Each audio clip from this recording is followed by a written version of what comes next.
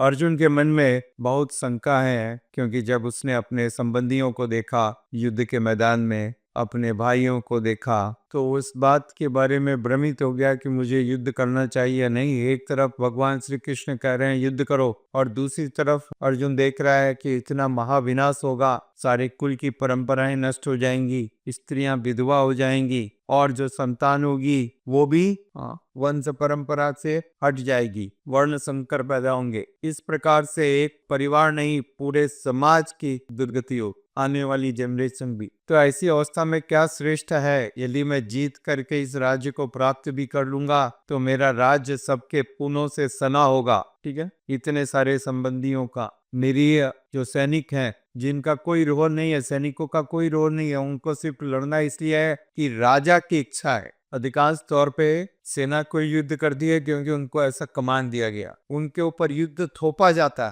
तो ऐसे सैनिक मारे जाएंगे। और अर्जुन ये सारी बातों का विचार कर रहा है, तो इससे मालूम पड़ता है कि अर्जुन लालची व्यक्ति नहीं है। यदि वो लालची व्यक्ति होता, राज्य की अपेक्षा करता, तो वो सोचता अरे ठीक है, मैं तो युद्ध करके किसी भी प्रकार से राज्य हासिल करूं, है मेरे हित में क्या है राज्य को प्राप्त करना, और कृष्ण मेरे पक्ष में है, तो वो इस बात में देर नहीं करता कि वो युद्ध प्रारंभ करे। परंतु यहाँ पर हम देखते हैं अर्जुन का चरित्र, अर्जुन को अपने राज्य की परवाह नहीं है। अर्जुन न्याय को साथ में लेकर के चलना चाहता है और अपनी सत्ता का दुरुपयोग नहीं करना चाहता। अधिकांश तौर पे हम देखते हैं जब लोगों को पावर मिलता है, पोजीशन मिलती है, तो उसका दुरुपयोग करते हैं, अपने व्यक्तिगत लाभ के लिए दुरुपयोग करते हैं। इतने सारे पॉलिटिशियंस का उदाहरण है, प्राय करके सभी व्यक्ति जैसी सत्ता मिलती है उस सत्ता का दुरुपयोग करते हैं अपने पर्सनल बेनिफिट के लिए। तो यहाँ पर अर्जुन के अंदर ऐसा कोई भी हम अवगुण नहीं देख रहे हैं कि उसने किसी प्रकार से दुरुपयोग करने का विचार किया।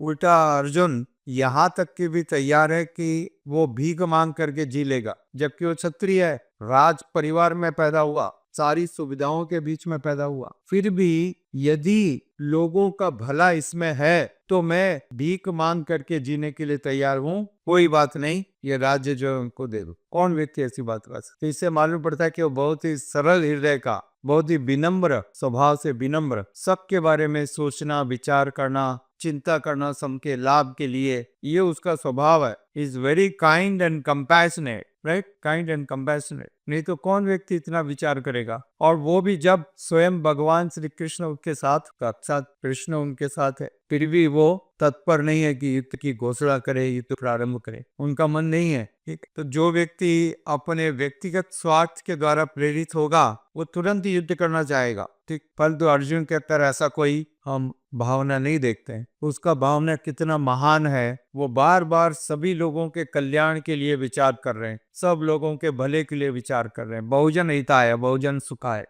अपने बारे में कंसर्न नहीं, सबके बारे। तो यह बहुत महान गुण है, ये वैष्णव गुण है। वैष्णव जन तो तेने कहिए जे पीड़ पराई जाने दे, दूसरों के दुख को जो समझता है। तो ये सारे गुण हम अर्जुन के चरित्र में यहाँ पर देखते हैं। उसको दूसरों के लाभ के लिए, दूसरों के सुख के लिए, उनके घर परिवार के लिए भी इतना चिंता, यहाँ तक कि वो भीख मांग कर जीने के लिए तैयार हो गया। कौन व्यक्ति ऐसा तैयार होगा? कितना ये दीनता का पोजीशन है, पराकाष्ठा। और जबकि वो सामर्थ्यवान है, ऐसा नहीं कि उसके अंदर शक्ति नहीं है तो भय के कारण कर रहा है। हम लोग कहते हैं भय के कारण, हम कब कहते हैं भाई हाँ लड़ नहीं सकता तो ठीक है भाई चलो कॉम्प्रोमाइज कर, परंतु अर्जुन के साथ ऐसा नहीं है। इसके पहले उसने पूरी आर्मी को, जब दुर्योधन को और सबको वो महाराज द्रुपद ने बंदी बना लिया, परास्त कर दिया, तो अर्जुन अकेला जाकर के परास्त करके आया है। परिणाम इतनी बार हमने देखा अलग अलग जगह पर अर्जुन का पराक्रम, परंतु आज वही अर्जुन इतना सोच रहे हैं, विचार कर रहे हैं, तत्पर नहीं है युद्ध की घोषणा करने के लिए,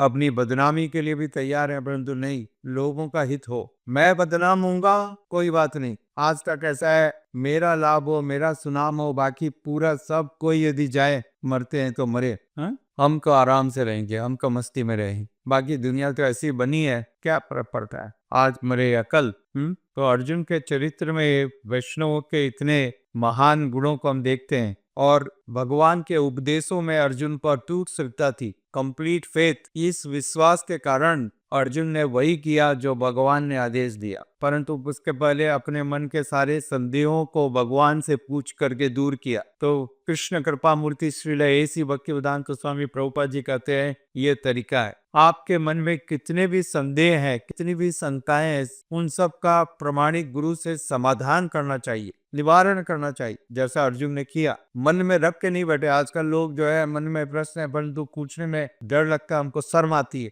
ध्यान से सुनिए, यदि आप शर्म करोगे तो ठीक है, आपके ऊपर लोग नहीं हंसेंगे, एक बार के लिए बच जाओगे, परंतु परिणाम ये होगा कि जीवन भर आप हंसी के पात्र बने हो। एक बार आपके ऊपर लोग नहीं हंसे, आपने वो सोचा और चुप रह गए और अपनी शंका का निवारण नहीं किया, आप समझे नहीं शास्त्र को, तो परिणाम क्या होगा? नहीं पूछोगे तो वही कार्य करोगे जैसे कर रहे थे, और उसका फल क्या होगा कि सारा जीवन लोग आपके ऊपर हंसेंगे, अरे देखो। हाँ? तो एक बार का जो हंसना है उससे भरिए मत, डरिए मत। जो बुद्धिमान लोग हैं वे भयभीत नहीं होते, तो शंका को प्रकट करते हैं गुरु के समक्ष। आप यदि शंका को प्रकट करने में ही यदि हिचकिचाते हो, अपनी बेइज्जती मानते हो, अपना मिथ्या अहंकार आपका बीच में आता है, तो फिर कैसे कोई शंका, कोई समाधान करेगा? कैसे आपका अज्ञान दूर होगा? क्या ये संभव है? नहीं, हमेशा बना रहे। इसलिए शास्त्रों का निदर्शन है कि शंकाओं का समाधान पूरा पूरा करना चाहिए, पूछना चाहिए। और अर्जुन ने पूछा भगवान श्री कृष्ण से और अपनी सारी शंकाओं का समाधान प्राप्त किया। हरे कृष्णा, धन्यवाद।